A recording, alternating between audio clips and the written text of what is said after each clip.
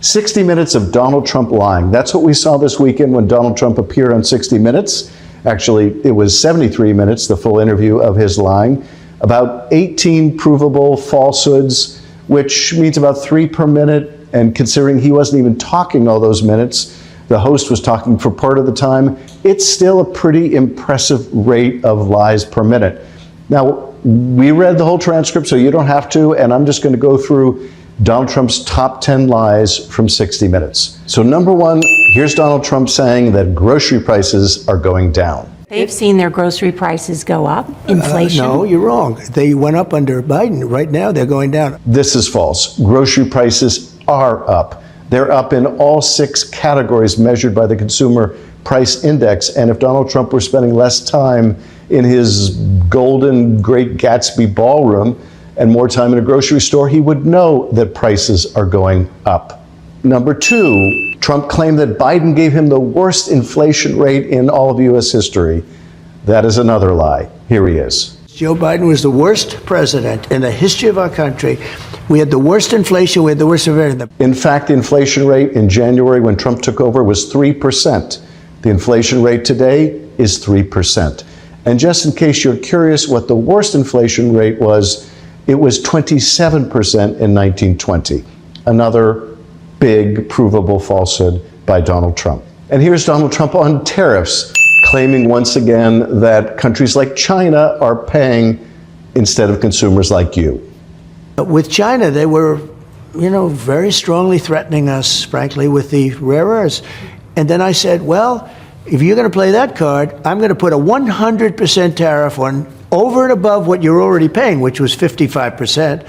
But that is, again, just another lie. In fact, tariffs are paid by the importer. Those costs are passed on to consumers. We are paying the cost of tariffs. It's part of the reason why inflation keeps going up.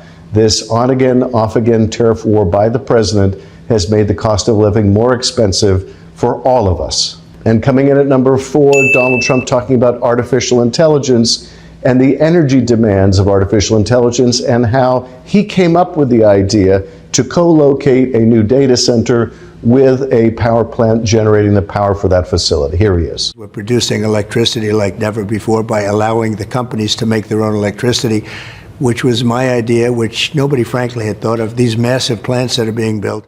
So Donald Trump claims this was his idea, which nobody ever thought of. Well, this idea was discussed at length during the Biden administration. It's not a unique idea. I suppose this is Donald Trump's equivalent of saying that he invented the internet. And coming in at number 5, Donald Trump claiming that each time he attacks a ship in the Caribbean, that effectively saves 25,000 American lives. Here he is. But every one of those boats kills 25,000 Americans. Every single boat that you see that's shot down kills 25,000 on drugs and destroys families all over our country. Well, that's just absurd. First of all, he has been claiming falsely that these ships carry fentanyl. This is not a fentanyl trafficking route. Precursor chemicals generally come from China.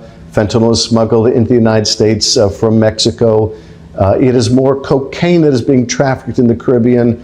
And if you add up all of the loss of lives from all of the sources of drug overdoses, it would amount to about 80 or 90,000 deaths, which is a horrible tragedy. But for Donald Trump to claim that every boat he attacks saves essentially 25,000 lives is just made up nonsense. Number 6, Trump repeated the claim that he's made in many other places as well, that he ended 8 wars. But I brought, just a little list of look at this, wars. How many did I solve? Cambodia, this is Cambodia, Thailand, Kosovo, Serbia, Congo, the Congo and Rwanda, Pakistan and India. That was going to be a beauty. They shot down 7 planes. Israel and Iran. You've heard about that one.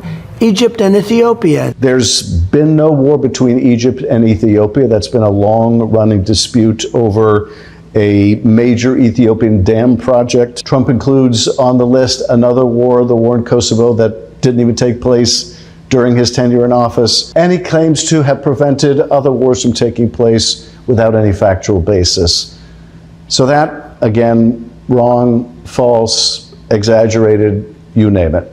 Number 7, Trump claimed that Joe Biden provided $350 billion to Ukraine. That figure is also not remotely accurate. I mean, even if you got your degree from Trump University, the numbers don't add up. In fact, the U.S. contribution to Ukraine has been about $94 billion, has gone out the door. Another equivalent amount has been appropriated but not yet fully dispersed. So we're talking about less than half of the money that Trump claims Joe Biden already spent on Ukraine. Number 8, Donald Trump and the shutdown. Donald Trump falsely claimed that what Democrats are seeking is $1.5 trillion for health care and other services for undocumented people. I can't give them $1.5 trillion so that they can give welfare to people that came into our country illegally. This is completely bogus. What Democrats are seeking is to end the vast increases in health care costs on the Affordable Care Act that are occasioned by Trump's doing away with tax credits for people getting their health care through the ACA. We're trying to at least bring down the cost of health care for Americans. Undocumented immigrants are not eligible for that funding. So this is just another palpable Donald Trump lie. And number 9, Donald Trump and the Insurrection Act. So Trump has been deploying the National Guard and active duty troops to cities like Los Angeles and Chicago, Portland, Oregon, and elsewhere in a lawless effort to essentially get the military to engage in domestic law enforcement. This is also Donald Trump trying to make him look strong, trying to essentially commandeer the military as his own palace guard. But these actions are being struck down in court. And so Donald Trump has been threatening to invoke the Insurrection Act. And in defense of his potentially invoking this seldom used statute, Donald Trump claimed during the interview that it had been used by other presidents as many as 28 times. That's just false. No president has invoked the Insurrection Act more than Ulysses S. Grant in the early 1800s, who did so only 6 times. Nevertheless, and perhaps more importantly, there is no basis, no justification whatsoever for invoking the Insurrection Act under the circumstances in which Donald Trump is claiming. That is, that there's some kind of insurrection or rebellion against which American troops need to be deployed. That too is just false. And finally, rounding out the top 10, Donald Trump asked about whether he has directed the Justice Department to go after his political enemies. Here's Donald Trump on that subject.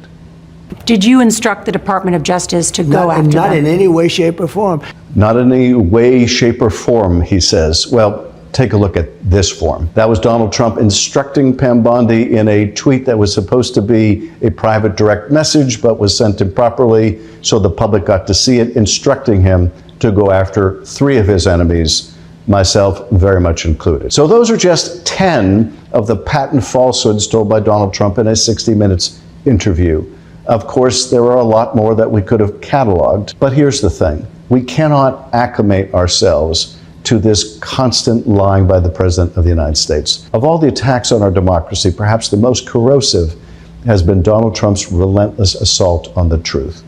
If we can't agree on a common set of facts and shared experiences, then what basis is there to decide what policy should be or who should govern? How do we fall back on anything other than political tribe or worse, political violence? So it is incumbent, I think, on all of us to call out the lies of this administration, to keep insisting on the truth.